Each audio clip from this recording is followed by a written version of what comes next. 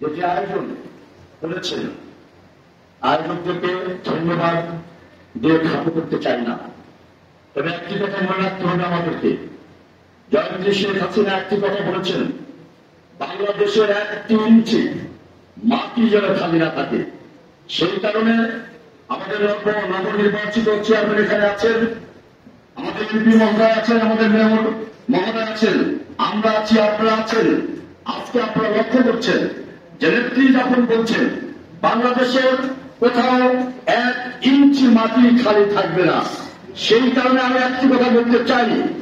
আমরা বলেছিলাম নির্বাচনের প্রাক্কালে এই বড়াইগ্রাম উপজেলা পরিষদ একটি মডেল পরিষদ, এই বড়াইগ্রাম উপজেলা পরিষদ একটি আধুনিক পরিষদ এবং ডিজিটাল পরিষদ গড়ে তুলব, এটা কিন্তু আমরা প্রতিশ্রুতি দিয়েছিলাম।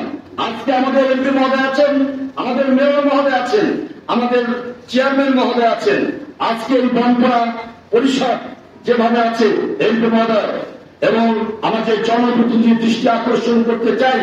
প্রথমে আপনারা লক্ষ্য করেন এই পরিষদ আমরা বৃক্ষ পরিপূর্ণ করতে চাই, সুন্দর একটি পরিষদ তৈরি করতে চাই, সেটা কিন্তু নাই।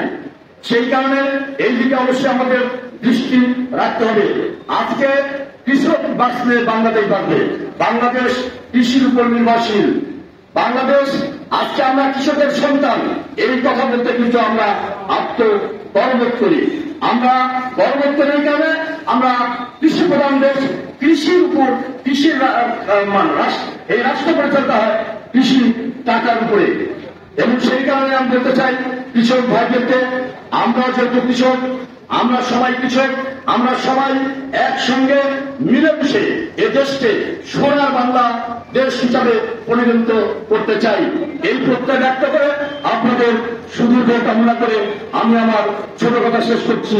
জয় মুজিব, জয় বাংলা, জয় বঙ্গবন্ধু, জয় হোক আপনাদের সবাইকে ধন্যবাদ।